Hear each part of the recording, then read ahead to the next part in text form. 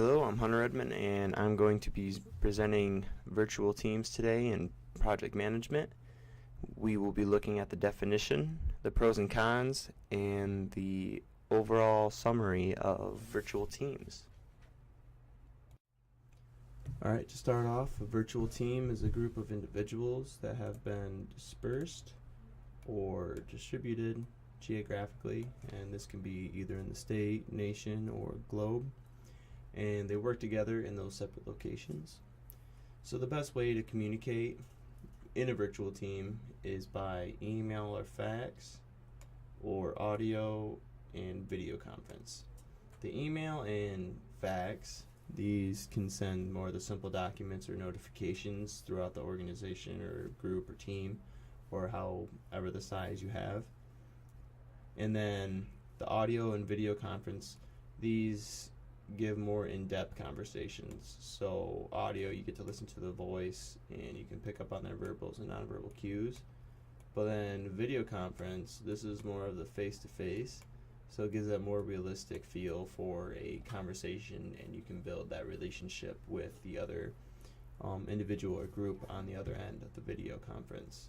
So these are the communication channels, and then we're going to jump right into the pros for virtual teams.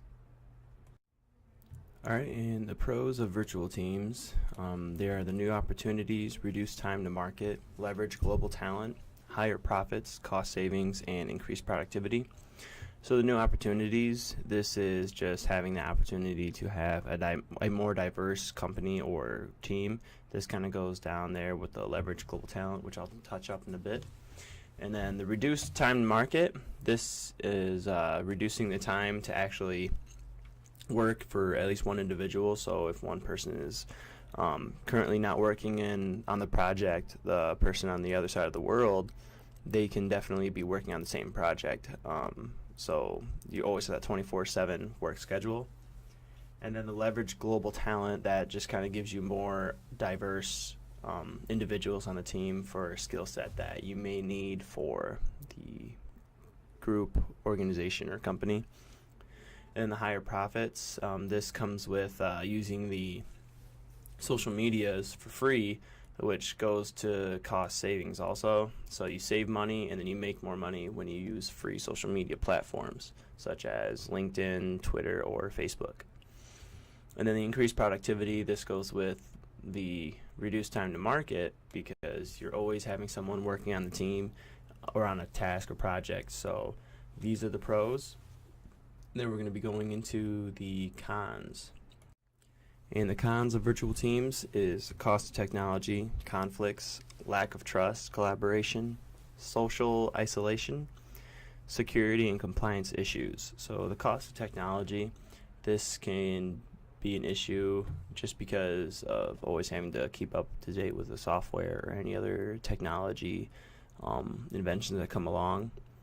And then also the conflicts, this is an issue just because it can intervene with the trust, so there's that lack of trust, and then also the collaboration. So the lack of trust comes from not knowing or building a relationship with another member of the team, and that collaboration is lost just because it's not like the traditional project team or company, and it's all virtual. And then that leads into the other point of social isolation, which can be a conflict just because you don't have that trust and you don't have that relationship built with anyone else from the team. And then security and compliance issues, that can kind of go with the possible email or fax communication line. More of the email, just because information or confidential information can get lost in social media or even online in general. So there's always that issue of losing confidential documents.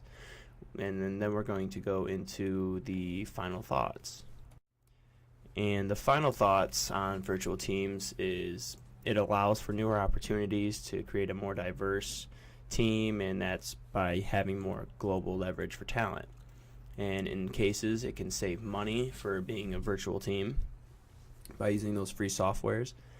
And then also virtual teams can run into conflicts by not having a traditional team, and then also confidential information can be harder to be kept secured by using those free social medias.